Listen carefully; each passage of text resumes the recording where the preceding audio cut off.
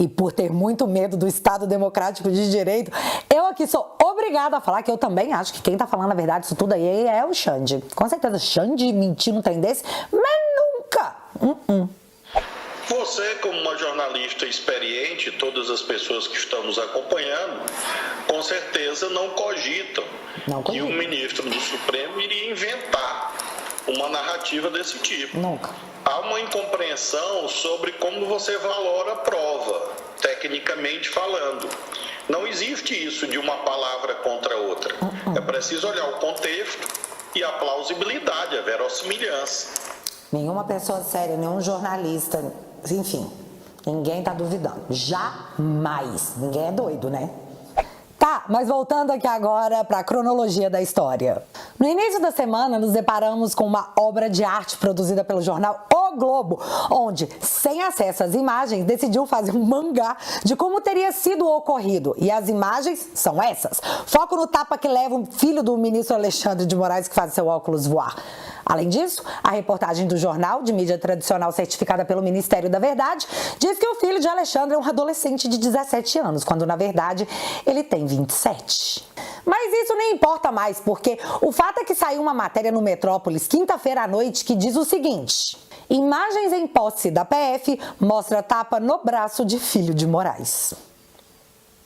Vamos dizer então que o desenho do Globo foi uma adaptação para a Netflix do ocorrido.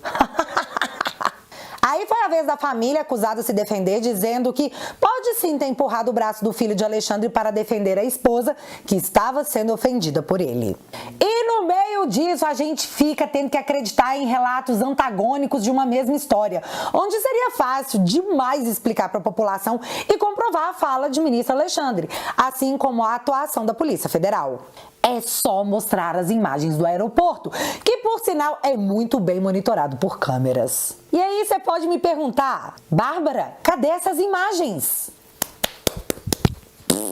E sem as imagens para que cada um tire suas próprias conclusões, até o momento somos obrigados a confiar em relatos onde aquele que representa a democracia no país com certeza sairá vencedor da batalha, porque todo mundo sabe, o Alexandre é o cara. Gostou dessa, TSE? Arrasei, hein? Mostra pro Xande, olha o que eu falei, hein? E eu comecei com essa história porque ela é mais um episódio da busca incansável pelo resgate e manutenção da democracia tupiniquense. O problema é que os novos capítulos parecem escritos por um bêbado encontrado na sarjeta, usando uma blusa do Che Guevara, balbuciando que todo mundo que eu não gosto é Hitler. Eu tô falando aqui do PAS, Programa de Ação na Segurança, entregue pelo ministro da Justiça, o comunista Flávio Dino, que quer determinar o seguinte: presta muita atenção. 6 a 12 anos de chilindró para quem organizar ou liderar movimento antidemocrático. Então eu penso, a galera que organizar uma manifestação pedindo o impeachment do Dilma, se ele disser que é uma tentativa de golpe, as pessoas podem ser presas? 8 a 20 anos para quem financiar movimentos antidemocráticos. Definição de movimentos antidemocráticos. Vai ser a gosto do juiz. Mas se você doar dinheiro para manter algum movimento que possa ser enquadrado num movimento antidemocrático, você pode pegar de 8 a 20 anos de esteja enjaulado. Bom, MST é um movimento antidemocrático e governo Lula doa para eles. Logo, Lula pode ser preso? Dúvida do meu coração peludo. 6 a 12 anos para crimes que atentem contra a integridade física e a liberdade do presidente da República, vice-presidente, presidente da Câmara e Senado, PGR e, é claro, nossos magnânimos ministros da Suprema Corte. Vai lá xingar esse povo pra você ver o que vai acontecer. Agora não é... Mas não, agora é esteja preso. E por fim, de 20 a 40 anos para quem atentar contra a vida de todos esses que eu acabei de mencionar. O que me deixou #chateada é que eu achei que nós éramos todos iguais, mas se alguém hoje me mandar para a terra do pé junto, vai pegar entre 6 a 20 anos de chilindró. Já contra os representantes, os símbolos da democracia brasileira serão 20 a 40 anos, porque alguns são mais iguais que outros. E é interessante pensar nisso porque ontem, mesmo dia que essa proposta democrática que protege os símbolos da democracia no país foi apresentada, o presidente do Supremo Tribunal cubano disse o seguinte, abre aspas, O Código Penal também prevê pena de morte. Precisamos dela como um elemento de defesa da nossa sociedade, do nosso Estado, da nossa revolução, frente às gravíssimas ameaças que constantemente vivemos. Fecha aspas. Entenda. Cuba adicionou ao seu Código Penal a pena capital para quem atenta contra a Revolução Cubana. Aqui no Brasil, se esse pacote for aprovado, quem organizar ou liderar movimentos considerados antidemocráticos terá uma pena maior do que quem tirar a vida de homens, mulheres e crianças. Em Cuba, eles querem defender a revolução que mantém há décadas um ditador no posto de comandante da nação.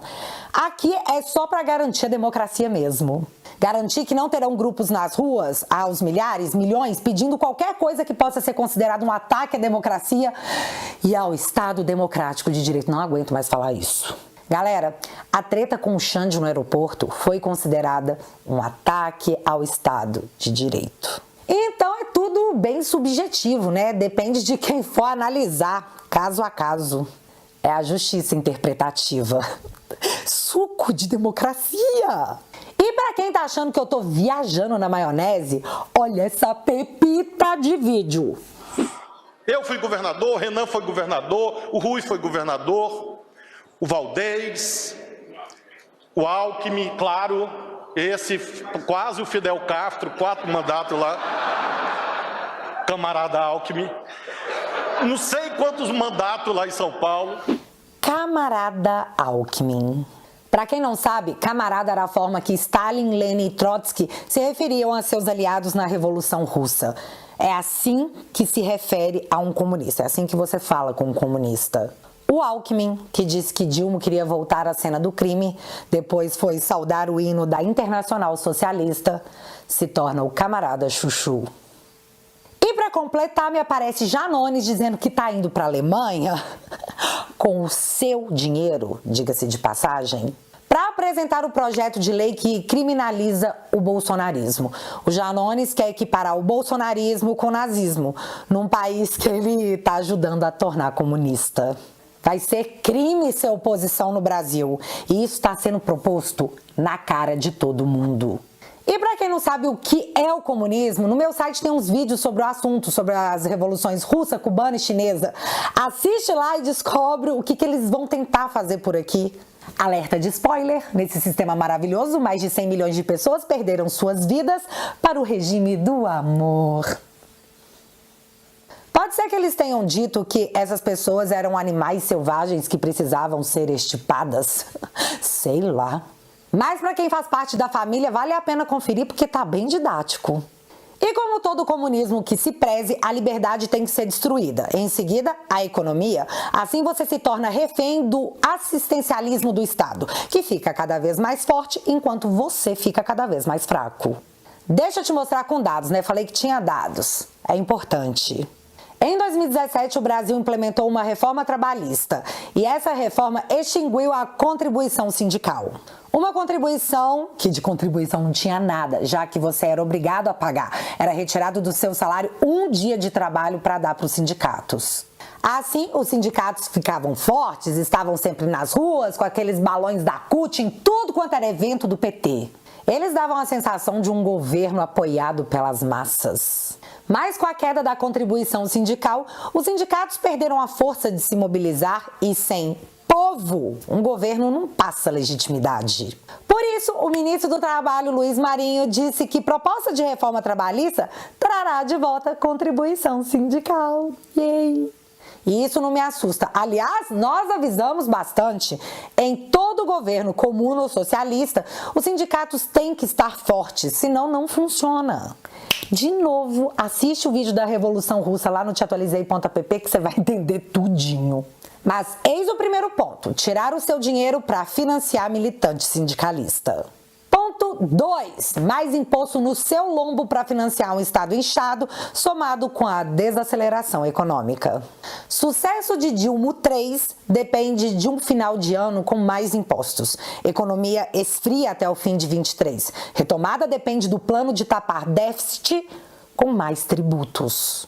E enquanto o aumento de imposto no nosso lombo é rota certa, Simone Step, sim, o Dilma diz que é esse seu nome, viu, dona Simone? Step. Simone Steppi, anunciou em maio que ia bloquear 1,7 bilhões em gastos para poder cumprir o teto de gastos, mas disse que ia preservar a saúde e a educação nesses cortes, tipo, não, nós não vamos mexer nisso não. Mas aí, quando foi ontem, o governo anunciou novo bloqueio de 1,5 bilhões. Mas dessa vez a notícia veio acompanhada do que todos que não trabalham com torcida já sabiam: o aumento na projeção do rombo nas contas públicas. E é muito, tá? Calma aí que eu já vou te falar. Galera, esse desgoverno não faz a menor ideia do que está fazendo. Tanto que em março desse ano, 4 meses atrás, o governo anunciou que o rombo nas contas públicas para 2023 seria de 107 bilhões de reais. Logo em seguida, em maio, disseram que não, a gente olhou direito e o rombo, na verdade, vai ser de 136 bilhões de reais? Nossa Senhora! E agora, em julho, 2 meses depois do último reajuste, eles olharam de novo e agora é sério, agora sabem, tá? O rombo previsto é de 145,4 bilhões. E o mais interessante é que o Dilma e a esbanja seguem viajando no mundo para que o Lula possa dizer para o presidente da África que o Brasil agradece por tudo que a escravidão produziu por aqui. Silêncio da comunidade no Brasil. Se bem que o ministro dos Direitos Humanos, que vergonha alheia, apareceu ontem super constrangido para dizer que o que o Dilma disse está certo, só que ele foi mal interpretado.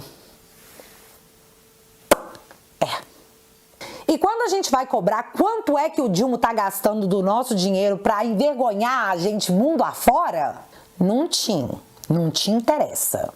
Sigilo, bebê. Fui olhar a coluna do Lauro Jardim, fofoqueiro oficial do desgoverno, e o título da matéria era o seguinte: o que diz governo sobre acesso negado a gastos de viagem de Lula.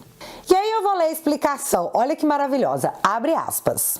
A Casa Civil explicou que os dispêndios feitos com suprimentos de fundos, vulgarmente chamados de pronto pagamento ou adiantamento de despesas, e que podem colocar em risco a segurança do presidente e vice-presidente, além de seus familiares, são classificados como informações reservadas. Fecha aspas. Sabe quanto ele gastou? Então, isso aí pode colocar em risco a segurança dessa galera, tá? Então é sigilo. Não é sigilo, é informação reservada para manter a democracia no país. E eu aposto que, em nome da democracia, o Maduro também jamais revelou quanto que ele gastou num restaurante com carne de ouro enquanto o seu povo passava fome. Obviamente, ele não revelou para manter a sua segurança e manter a democracia preservada. Com certeza. A corrupção venceu. Aqui entre nós ela quer mais. Ela quer vingança. Quer ir atrás dos procuradores e dos juízes que ousaram enfrentá-la, para que ninguém nunca mais tenha a coragem de fazer. E para finalizar, o governo agora mente para os pobres desse país, falando sobre a inclusão de 1,3 milhões de famílias no programa Bolsa Família, deixando de contar a parte inconveniente de que mais de 700 mil pessoas perderam o benefício desde o fim do governo Bolsonaro. Que coisa feia, ministro manipulando o pobre. Que, aliás, Bolsa Família paga valor menor e menos famílias em julho. Redução se deve ao aperto no cadastro e os beneficiários que obtiveram emprego. Mas recua em vitrine do governo põe ministro na mira. Viu, pobre que recebe Bolsa Família? Você tá na vitrine do governo. É uma estatística de exposição. Mas o ministro teve seus motivos para manipular o entendimento do povo. E isso se deu porque ele vai cair do galho para dar lugar a Arthur Lira, que vai levar o ministério do petista Wellington Dias. Mas vai ficar sem o Bolsa Família, porque Bolsa Família é vitrine de pobre do governo do PT. E assim, o Centrão embarcará no governo para que a democracia e o Estado democrático de direito seja preservado. Confia. Galera, esse programa apresentado pelo Dino não pode passar de jeito nenhum. E se hoje existe uma barreira que segura esse avanço, somos nós. Não existe guerra sem perdas e feridos, e ninguém falou que ia ser fácil. Mas se a gente deseja obter o futuro, o presente não pode ser perdido. Nós somos a resistência. Cobre o seu parlamentar, manifeste-se. É sério.